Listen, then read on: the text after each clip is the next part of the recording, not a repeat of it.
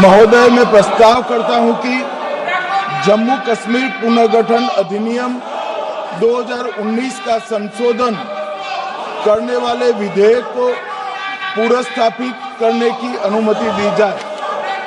महोदय, मैं प्रस्ताव करता हूं कि संघ राज्य क्षेत्र शासन अधिनियम 1963 का संशोधन करने वाले विधेयक को पुनर्स्थापित करने की मंजूरी दी जाए।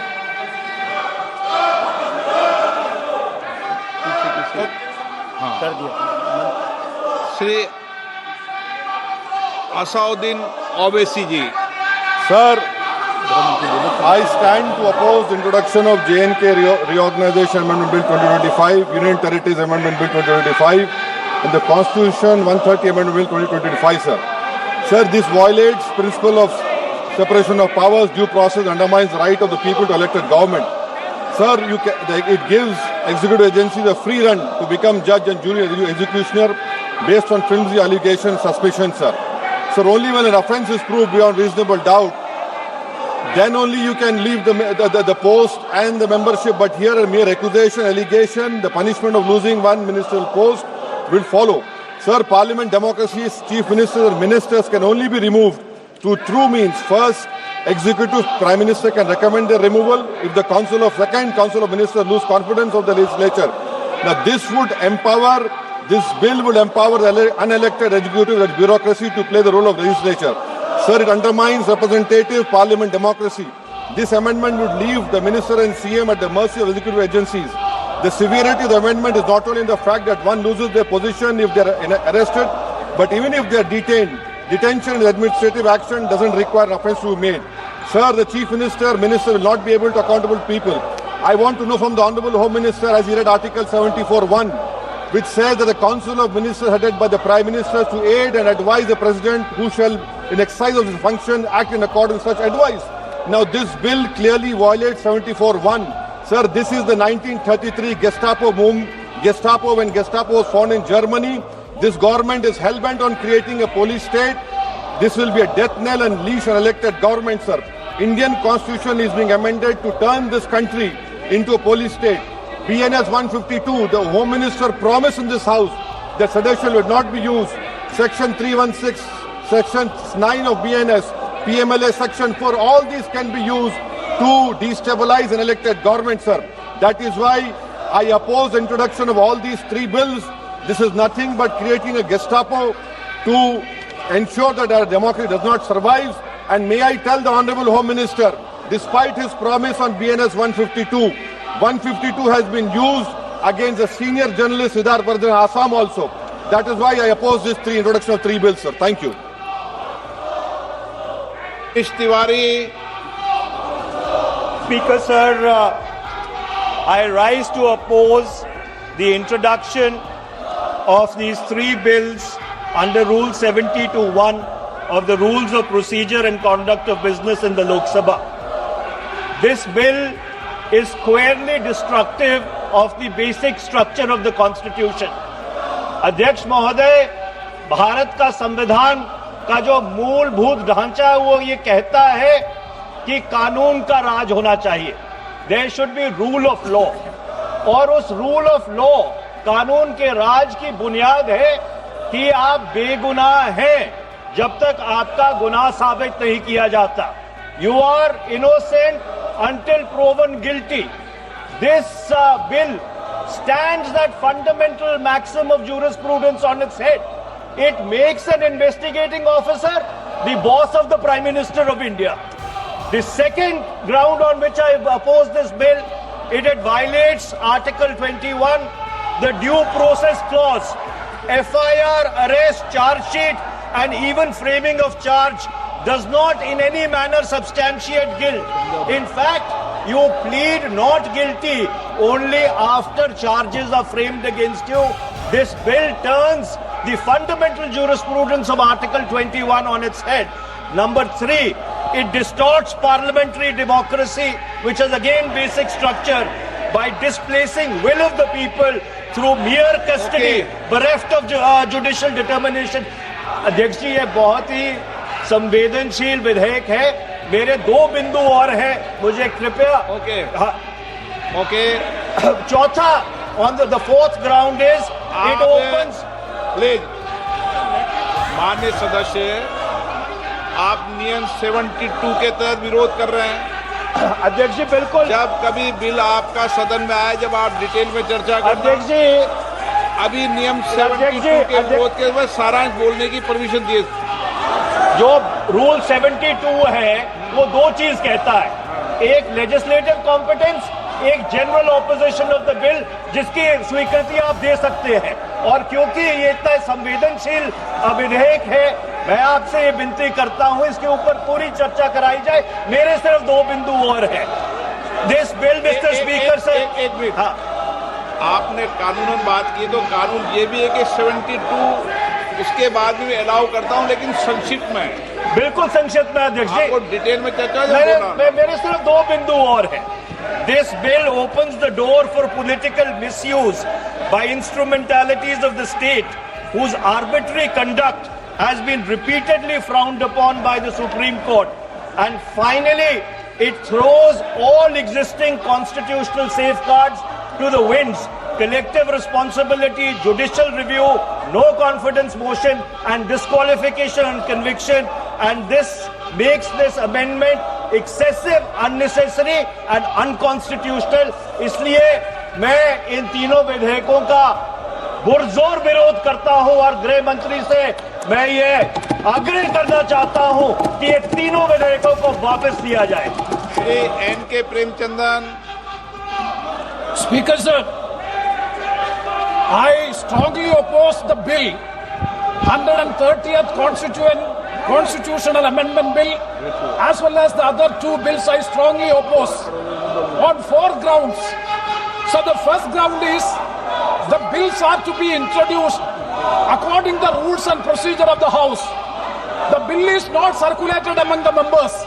Yesterday after 1 o'clock we have received the copy of the bill, and I would like to know from the Honourable Minister, what is the undue haste and urgency in bringing such a constitutional amendment bill? What is the emergent need of having such a bill?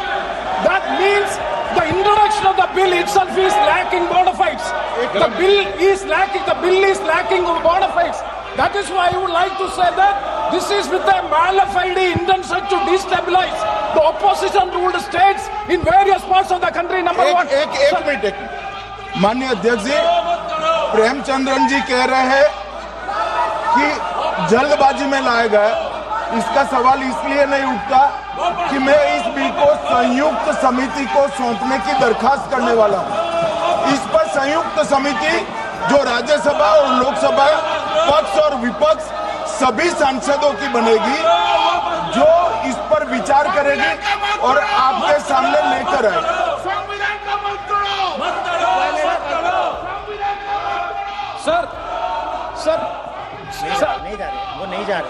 Sir, I do agree with the Honourable Minister, but at the same time, the members are having the right to oppose the bill at the time of introduction.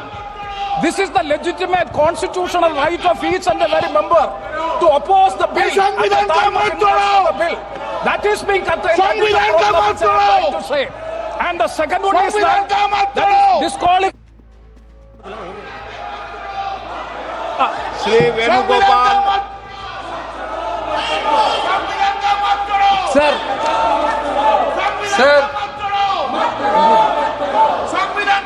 I rise to oppose the introduction of the Constitution Amendment Bill 25, the Government of Union Territory. Sir, this bill is to sabotage the federal system of this country. This bill is to sabotage the basic principle of the constitution of this country. Sir, BJP people are telling this bill is to bring morality in politics. Can I ask a question to the Honourable Home Minister?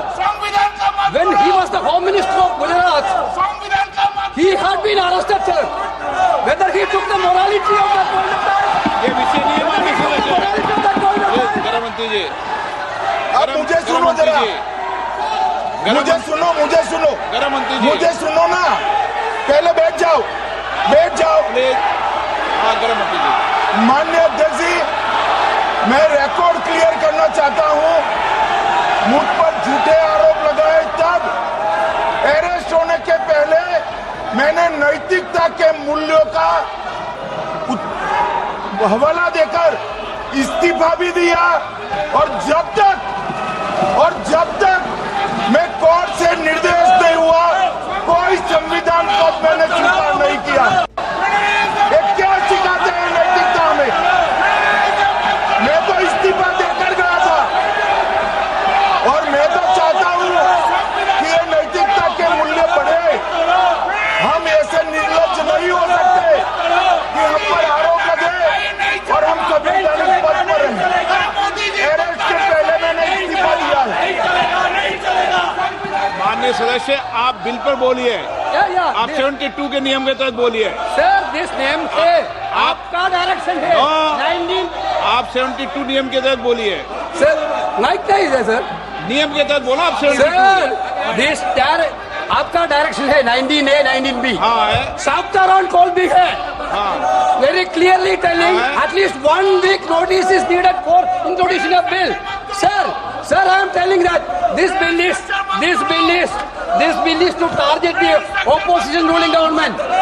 This bill is to threaten the people like Nitish Kumar and Chandrababu Naidu. This bill is to blackmail the party. Sir, out of sir, my point one. आप माननीय सदस्य, आप 9 चलिए। धर्मेंद्र प्रधान जी बोलना चाहते हैं? प्रधान नहीं यादव। आपके मेंबरों को बिठाओ।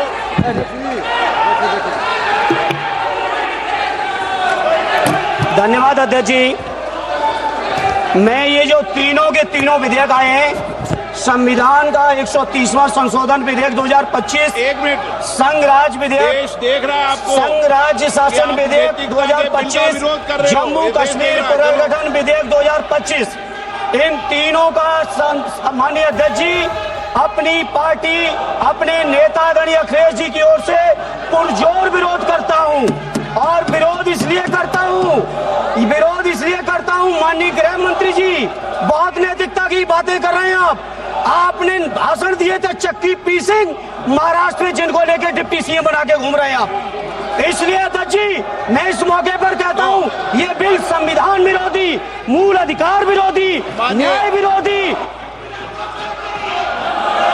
माननीय अध्यक्ष जी, मैं प्रस्ताव करता हूं कि भारत के संविधान का संशोधन करने वाले विधेयक, संघ राज्य क्षेत्र शासन अधिनियम 1963 का संशोधन करने वाले विधेयक और 2019 का और संशोधन करने वाले विधेयक को माननीय अध्यक्ष जी द्वारा नाम निर्दिष्ट किए जाने वाले इस सभा के 21 सदस्य और उपसभापति द्वारा नाम निर्दिष्ट करने वाले 10 सदस्यों के मिलकर बनने वाले सभाओं की संयुक्त सभा पर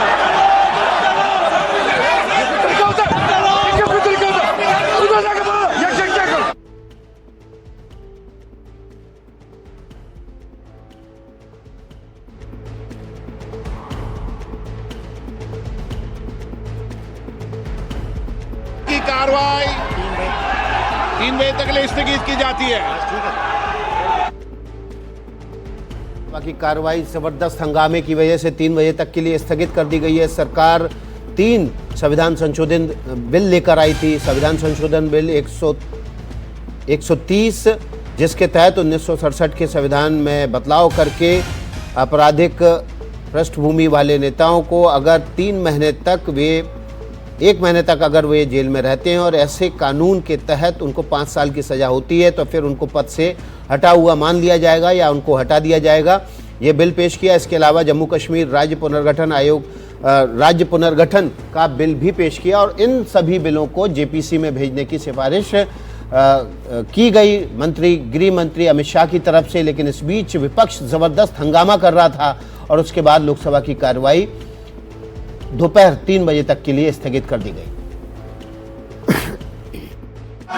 महोदय, मैं प्रस्ताव करता हूं कि भारत के संविधान का संशोधन करने वाले विधेयक को पुनर्स्थापित करने की अनुमति दी जाए।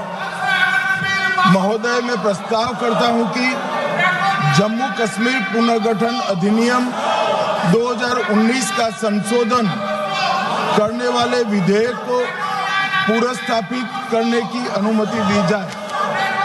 महोदय, मैं प्रस्ताव करता हूं कि संघ राज्य क्षेत्र शासन अधिनियम 1963 का संशोधन करने वाले विधेयक को पुनर्स्थापित करने की मंजूरी दी जाए। Sir, it undermines representative parliament democracy. This amendment would leave the minister and CM at the mercy of executive agencies. The severity of the amendment is not only in the fact that one loses their position. I oppose the introduction of all these three bills. This is nothing but creating a Gestapo to ensure that our democracy does not survive. And may I tell the Honorable Home Minister, despite his promise on BNS 152, 152 has been used against a senior journalist, Siddharth Vardhan, Assam also. That is why I oppose this introduction of three bills, sir. Thank you. तो 130वां संविधान संशोधन bill जिस पर सबसे ज्यादा विपक्ष की आपत्ति है और इसी को लेकर सबसे ज्यादा विपक्ष बौखलाया हुआ है, लगातार सदन में हंगामा हो रहा है। और जिस वक्त इस बिल को और साथ ही साथ जम्मू कश्मीर राज्य पुनर्गठन बिल को भी जेपीसी में भेजने की बात गृह मंत्री अमित शाह की तरफ से सदन में की जा रही थी, उसी समय वहां पर कागज फाड़कर उछालने की कोशिश की गई, जिसके बाद सदन की कार्रवाई दोपहर 3 बजे तक के लिए स्थगित कर दी गई।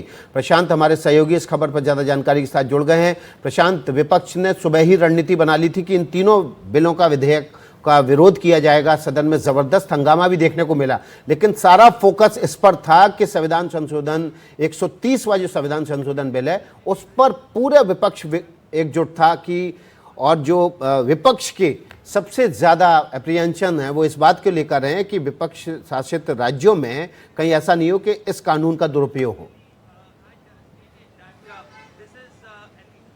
बिल्कुल बिल्कुल, देखिए सुबह से अगर आप देखें विकास, जो विपक्ष के नेताओं की प्रतिक्रियाएं आई हैं उसमें उनका ये आरोप है कि ये जो नया कानून बनाने की कोशिश हो रही है ये पिछले दरवाजे से जो विपक्ष की सरकारें हैं अलग अलग राज्यों में उनके खिलाफ साजिश की जा रही है। ये आरोप विपक्ष के सभी पार्टियों का कहना है।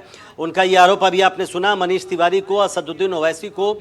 उनका कहना है कि एक तो पुलिस स्टेट बनाने की कोशिश की जा रही है, क्योंकि असदुद्दीन ओवैसी कह रहे थे कि ये बहुत आसान है। उनका ये आरोप है कि किसी भी मामले में कोई ऐसा मामला किसी राज्य के मुख्यमंत्री पर लगाया जाए जो विपक्षी पार्टी के हैं और उनको जेल गिरफ्तार कर लिया जाए और 30 दिन तक अगर वो जेल में रहेंगे किसी ऐसे आरोप में जिसमें 5 साल से ज़्यादा की सज़ा का प्रावधान है तो फिर उनकी कुर्सी चली जाएगी। हालांकि इस बिल में विकास ये बात कहा गया है कि अगर वो जेल से बाहर आएंगे तो दोबारा वो उनकी कुर्सी बहाल हो सकती है।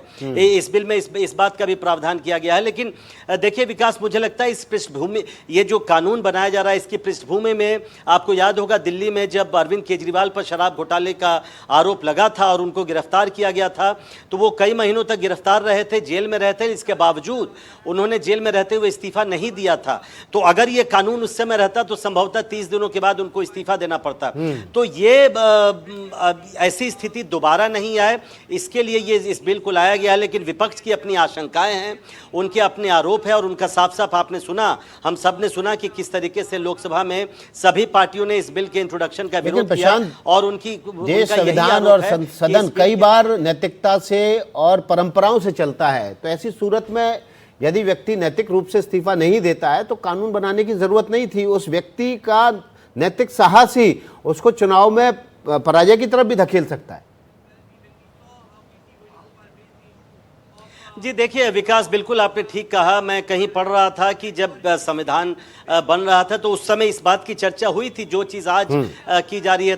तब उस वक्त भीमराव अंबेडकर और राजेंद्र प्रसाद जैसे जो संविधान सभा के लोग थे उन सब ने ये कहते हुए इसकी आवश्यकता महसूस नहीं की थी। और उस समय ऐसा लगा था कि ऐसी स्थिति शायद नहीं आएगी कि 30 दिनों तक जेल में रहने के बावजूद प्रधानमंत्री, मुख्यमंत्री या कोई मंत्री अपने पद पर बना रहेगा। इस बात की परिकल्पना ही तब नहीं की गई थी। लेकिन ऐसी परिस्थिति आई और जो आप सवाल उठा रहे हैं बिल्कुल उसी के तहत इस कानून को लाया गया है। लेकिन जैसा मैंने कहा कि हम लोगों ने लोकसभा में देखा आपसे कुछ देर पहले कि सभी पार्टियां जो विपक्ष की हैं उनका ये आरोप है, उनकी आशंकाएं हैं कि इसके जरिए विपक्ष के जो विपक्ष के नेता हैं